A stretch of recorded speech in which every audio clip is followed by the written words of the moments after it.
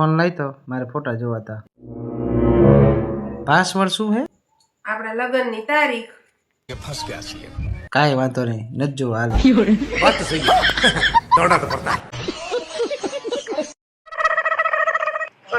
હા હું શું કહું છું કે આ હાવણી ને આમાં ભીની કરી અને કચરું કાઢું તો કચરા પોતું બે ઘારે ન થઈ જાય.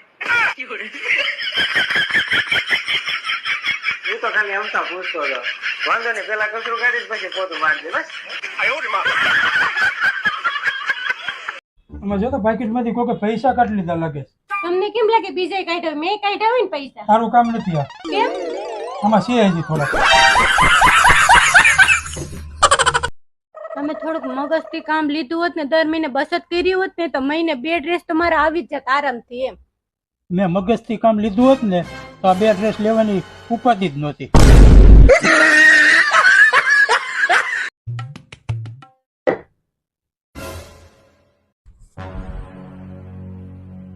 બચી ગયો. બસી ગયો ને, બસી ગયા. સવારમાં હે ને ખોટું બાજવાનું થઈ ગયું હે. વગર વાંકે મેં બિચારીને હે ને કેટલું સંભળાયું. શું કરવું હવે? લો ચા. સોરી ઓ ડાર્લિંગ. હું સોરી હવે. સવારે આમ ગમે એ થયો ને, બધી મારી ભૂલ હે. લાય પી લો. ના ના રેવા દો હવે. અરે લાઈન તમતાર પી લો. અરે ઠરી ગઈ છે, ગરમ કરતી હવે. ના ના ઠરેલી તમતાર પ્રેમથી પી લેશો. અરે આમાં દવા છે ઉંદરડાની.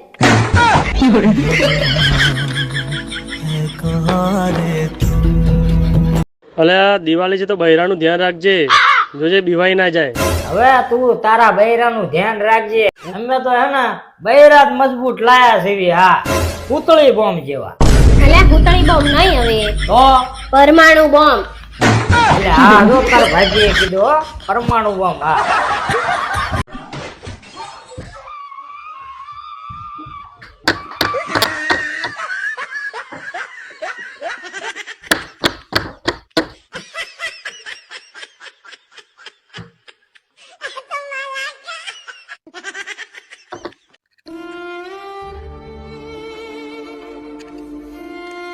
હું ક્યારનો જોઉં તું કઈક ઉપાધિમાં શું?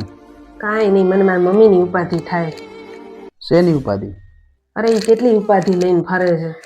હવે એની બે ઉપાધિ તમે બે હાથ ઉપાય લઈને ફરી છે. હવે શેની ઉપાધિ?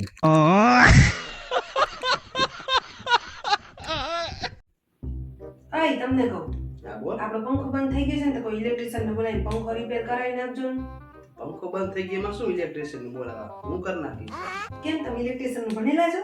ભણેલા નથી પણ આ યુટ્યુબ માં જોઈ જોઈને થોડુંક શીખી ગયો. લે એવું? આ તો હારે આપણું મીચરે રિપેર કરી નાખજો ને.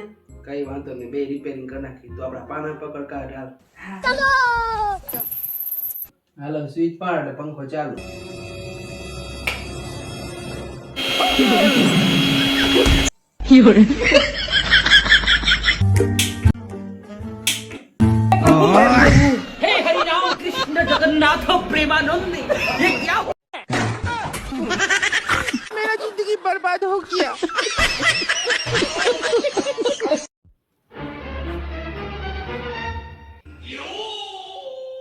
નીલમ, ધારી લે કે તારે બે હાથ છે. મેં ધારણ ક્યાં, મારા બે હાથ છે જ તે. બે હાથ છે ને તારે, તો એ બે હાથ લઈને આમ રસોઈ બનાવવા જા. ભૂખ લાગી ગઈ. જો તો કઈ રહી તો 9 વાગ્યા. એમ ચોક પાડો ને તારે. ચોક હું પાડે ખબર પડવી જોઈએ. હજી બેઠી, હજી શરમ નથી આવતી. આટલું કહું તો જા ઉભી થઈને રસોઈ બનાવ. જો આપણા બે છોકરાનું ધ્યાન રાખજે અને બેને ભણાવી ગણાવીને મોટા કરજે. અને જે કઈ બધા પૈસા પડ્યા ને બેંકમાં પડ્યા હે, અને મકાનના ને બધા જમીનના દસ્તાવેજ રહ્યા એ બધા ફાઇલમાં પડ્યા હે, એ હાચવીને લઈ લેજે. અને હું જાઉં. પણ તમે આમને બધાને મૂકીને ક્યાં જાવ છો? હું જાઉં નાવા. બાય ઠંડી કેટલી છે જો તો ખરી.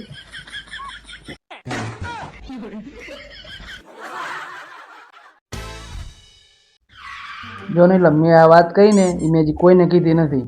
એટલે આપણા બે વચ્ચે જ વાત રહેવી જોઈએ, કોઈને કહેતી નહીં. જો મને ખબર પડી તો પછી હું કોઈ તને કઈ વાત નહીં કરું. ને પેટમાં વાત રાખજે પાછી. હો ને?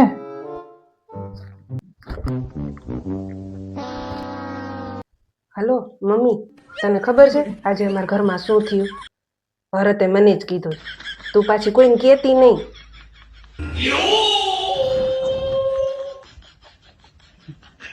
પછી ફોન કરું. ના બસ બસ બધું ફસી જાય, પેટમાં કાંઈ વાત તો રહેતી નથી. એ કંઈ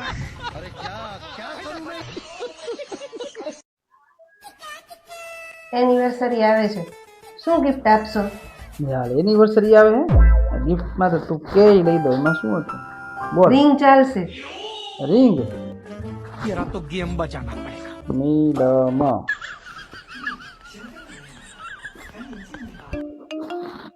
રિંગ આવી ને?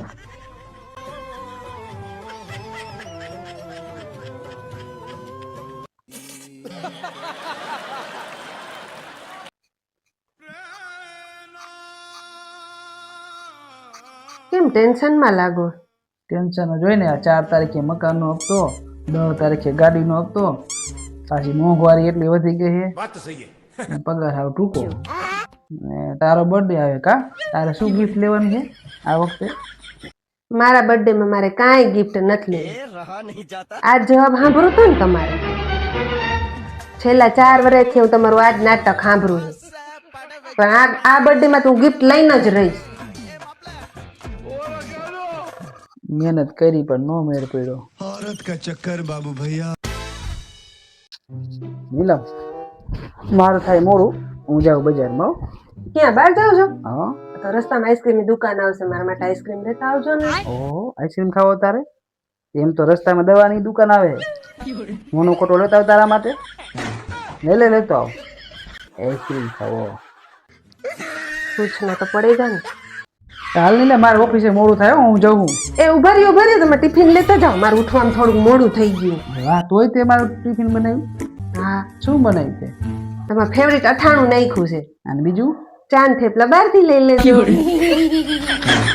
ये भगवान क्या जुल्म है. ભારત લો મીઠું મોઢું કરો. અરે વાહ, શેની મીઠાઈ એવી? મારા ભાઈની ગાડી લાવ્યો એની. સારું કહેવાય. કઈ પેટ્રોલ વાળી લાવ્યો? ના તો ડીઝલ વાળી લાવ્યો? ના હોય તો કઈ ગાડી લાવ્યો? હપ્તા વાળી. તમે આખા ઘરના ક્યાં ઉપગ્રહ માંથી આવ્યા હો? તો જેવી લાવ્યો હોય એવી કહું ને. અરે નથી ખાવું. મીઠું મોઢું તો કરો. ખાવી જ નથી મીઠાઈ, મારું આખો મૂળ બગાડ નાખો. ત્યાં ઉપર હપ્તા વાળી ગાડી. કેમ એમ તું આવતી રહી? તું તાર મમ્મી ઘર શાંતિવનમાં ગઈ હતી ને?